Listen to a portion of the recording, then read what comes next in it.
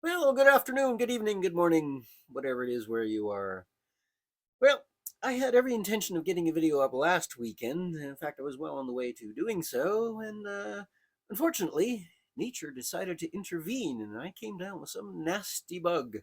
I don't know what the hell it was, the flu or leprosy or bubonic plague. I don't know, but it pretty much knocked me out for the entire week, and it was not a lot of fun. I don't really recommend it. Anyhow, as I was laying there, alternately sweating and freezing and having sharp objects shoved in all my joints, I started thinking about ideas for upcoming videos. As you do in such circumstances, what else would you be thinking about when you're on death's door? Okay, I exaggerate, but still, it wasn't an enjoyable time. Anyway, so I had a few ideas floating around in my head, and in moments of lucidity, I was watching other YouTube videos, and I thought, I have an idea for a video, and so this is it. Now, over the years, I've seen many a contest and had many a discussion with fellow modelers and seen modeling magazines and videos and etc. etc. etc. And there are certain things that I kept coming across over and over again, and I thought, you know what, I think some of these things are maybe not quite accurate. They might even be a bit mythological. So, let's have a look at 5 scale aircraft modeling myths, shall we?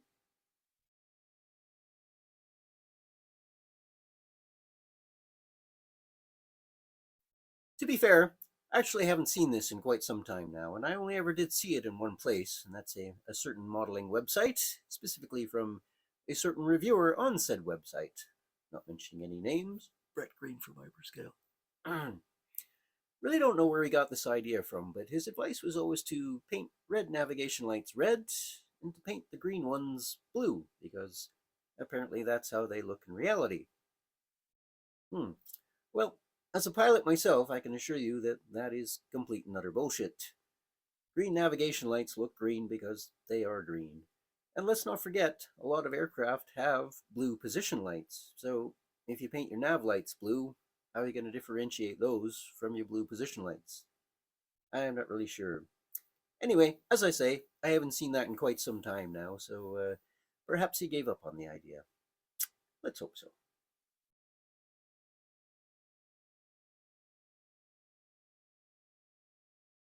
Here's a little something I've seen many, many times over the years. A surprising amount of times, in fact.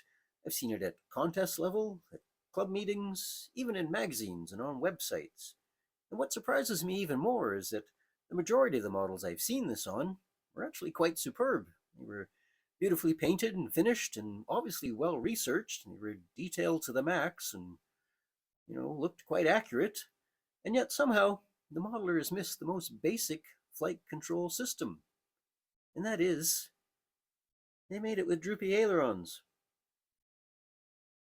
Not sure how they missed this, because an aircraft with ailerons that move in the same direction at the same time just isn't going to roll. Now, before you jump on your keyboards and go, well, now, hang on there, Andy, what about them F-18s? Well, I'm not talking about modern aircraft with hydraulically powered controls. Yeah, when the engine shuts down and the hydraulic pressure bleeds off, the control surfaces do tend to droop. Nor am I talking about STOL aircraft, some of which use flaperons that act as both ailerons and flaps, and yeah, again, they could be seen in the drooping position. I'm talking about your bog standard cable operated control surfaces, like, oh, let's say anything from World War One up to and beyond World War Two. Light aircraft, Pipers, Cessnas, Beechcraft, oh my, that kind of thing. Cable controlled, bog standard, nothing fancy. Ailerons will always move opposite the opposite to each other.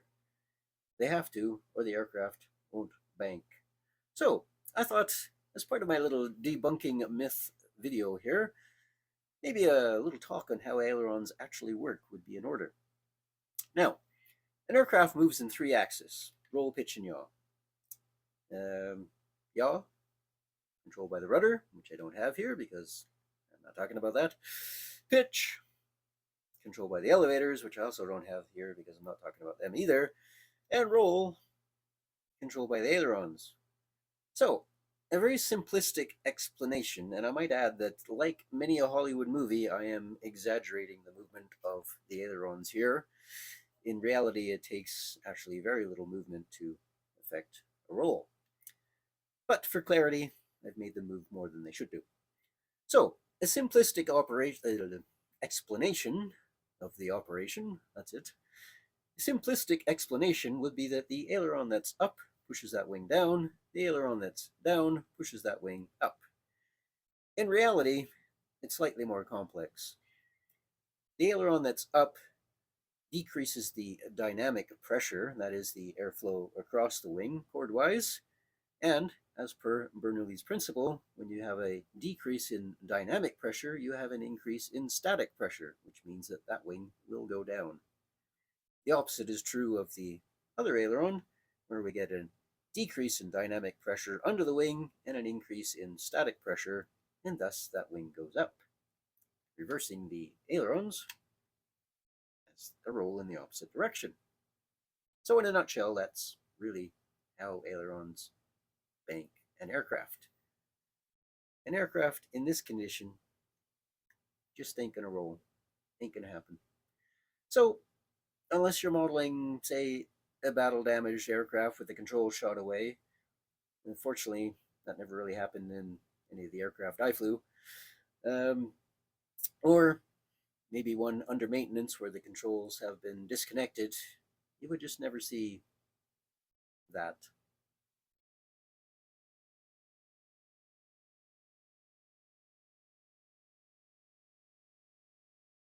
How many times have we all seen or heard these statements? Did you know that even though the SR-71 was called the Blackbird, it was actually painted dark blue? X-15 looks black, but it is actually painted dark blue. Did you know the U-2 spy plane was really painted dark blue? The sum of the square roots of any two sides of an isosceles triangle is equal to the square root of the remaining side.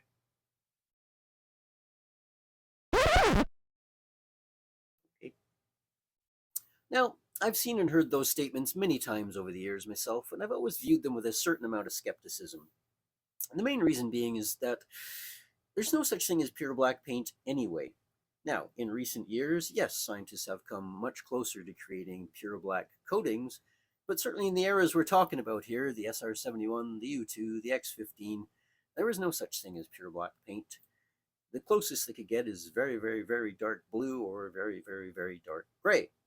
The same is true of our hobby paints. There's no such thing as pure black enamel or acrylic hobby paints. So, that's number one reason. Number two, whenever I've seen pictures of these aircraft, for all intents and purposes, they look black.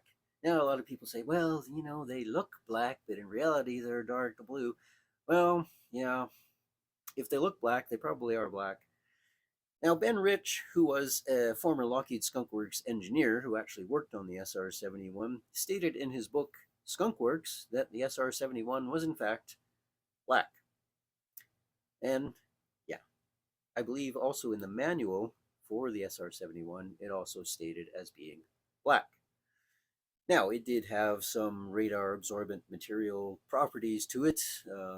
It had, I believe, microscopic ferrous spheres in it or something like that, which gave it a certain amount of radar absorbent property. But from what I've read, this didn't change the color in any way, shape, or form, didn't make it shift any more towards blue than black, or black as we know it. So I think it's safe to say the SR-71 was black. Now, I actually had the pleasure of seeing that aircraft in action at the Abbotsford Air Show one year, and again, for all intents and purposes, it looks black. In fact, actually, it looked a very weathered, very, very, very dark gray. No hint of blue.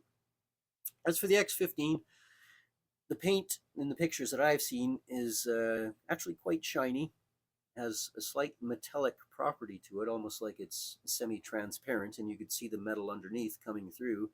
And I believe that's part of the reason that in some photographs it does have a bluish tinge to it, is because it was always photographed under a bright blue sky. It operated out of Edwards Air Force Base, which is in the desert, and they very often enjoyed bright blue skies. and I believe it's just the paint reflecting the sky above it that gives it a bluish tinge. So that's my take on it. Now, the other thing is, another statement that I often hear is Japanese aircraft, well, the noses of them were painted in a blue-black color, not black. Again, I view that with a certain amount of skepticism. There are two schools of thought on it. Some think, yes, okay, it was a special blue-black mix. We had some ultramarine in it or something like that. Others just said, well, yeah, it weathered to look that way. You know, it operated in a harsh environment. The paint faded and turned into dark blue. I tend to go with the latter theory. I can't see that they would go to any special expense and trouble to mix up some exotic blue-black color when black would have been much cheaper and easier to produce. So I think they were just black. So let's kind of put this one to bed. Whenever you see an aircraft that's black, it's probably just black.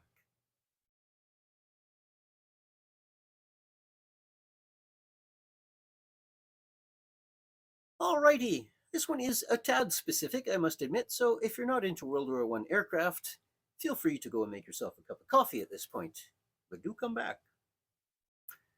But if, like myself, you are into World War I aircraft, then I'm sure the rotary engine will need little to no introduction. Essentially, in a nutshell, the propeller was bolted to the crankcase and both whirled around a stationary crankshaft, which was bolted to the airframe, with the exception of the engine that powered this aircraft. The Siemens Halske SH3 engine was a geared rotary. The crankshaft and crankcase rotated in opposite directions to each other. Now, a lot of people assume this meant that the crankcase and the propeller rotated in opposite directions. However, this was not the case. Like every other rotary engine, the propeller was bolted to the crankcase, and for all intents and purposes, it looked just like every other rotary engine when it was in operation. The crankcase and the propeller whirled about madly in one direction, but in this case, the crankshaft was not bolted firmly to the aircraft. It, in fact, rotated in the opposite direction to the crankcase and propeller. But you couldn't see it because, of course, it's internal. Now, this is kind of a shame. It would have looked pretty cool having the propeller rotate in one direction and the engine rotate in the opposite direction. But alas, this was not the case. Now, I did see many years ago someone built a superb rendition of this 72nd scale Siemens Schuckert D3, and they had somehow managed to shoehorn in a gearing mechanism behind the engine, which allowed it to do just that. The propeller rotated in one direction and the engine in the other direction. Looked really cool. Sadly, not correct, because that wasn't the case at all. Propeller and the crankcase rotated in the same direction, like every other rotary engine. So, pretty darn cool, but unfortunately, not very correct. And by the way, both of these kits will, at some point, be built on this very channel here. So, can't guarantee anytime soon, but do look out for it. It'll happen.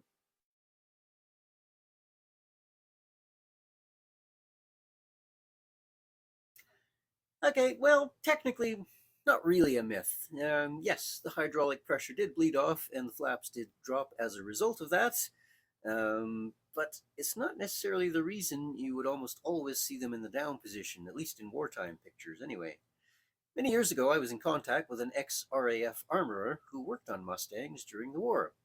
Sadly, the gentleman is no longer with us, but he did make the comment that, in fact, pilots were instructed to leave the flaps down on purpose so that the armorers would have better access to the machine guns and ammo bays. So there you go. Technically, not a myth, but just kind of a different spin on what we've been led to believe as to why the flaps were always seen in the droop position. And if you'll notice, at least on all the many hundreds of pictures of Mustangs I've seen, you hardly ever see any that are sort of half drooped, as you would expect. Sometime somebody would have snapped a photograph where the Mustang had just shut down and the flaps were just starting to droop. In fact, almost all the pictures I see, they are completely dropped. So it does kind of make sense that pilots were told to leave them that way on purpose. Hey-o. Anyway, so that's going to do it for this week. I'm still trying to get over this damn bug, whatever the hell it is, or was, or whatever. I'm sort of like 80-85% now. But sadly, that does mean that I got absolutely no work done on the P12E whatsoever, as much as I would have liked to. Yeah, just wasn't really feeling up to sniffing glue. I don't think that would have helped too much, really. Funny that. Anyway, I will hopefully, all going well, get some more work done this week, and I will have an update for you on that very, very soon. But in the meantime, thank you as always for watching. It's very much appreciated. Please do check out the store where you can get cool merchandise like this. Remember, it's not merch, it's merchandise. And apps are applications. So, yes, thank you again.